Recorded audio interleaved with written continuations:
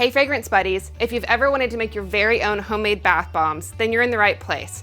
Today I'm going to walk you through the steps of making this super easy, beginner-friendly bath bomb using our fragrance of the week, chocolate-covered strawberries. Let's get started. This recipe starts with 8 ounces of baking soda.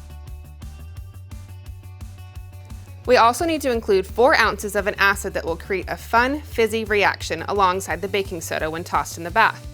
For that, we'll be using citric acid. In addition, we want to make sure that the bath bombs stay nice and firm, so let's add 0.4 ounces of cornstarch as well. There are many options when it comes to coloring your bath bombs, but we're going to keep it simple and go with 3/4 teaspoons of an easy-to-use pink mica powder. Now that all of our dry ingredients are combined, we can whisk them up and set them aside while we prep everything else. Next, melt down your shea butter using your microwave or a double boiler. We also want to make sure that our bath bombs don't leave any oily residue, so that's where our polysorbate 80 comes in. And of course, what good would a bath bomb be without a fragrance? Blend it with the other wet ingredients and stir them all together really well. Now everything can be combined. Drizzle your wet ingredients over the dry ones in your mixing bowl and grab some gloves. I find that it's easiest to work everything together with your hands.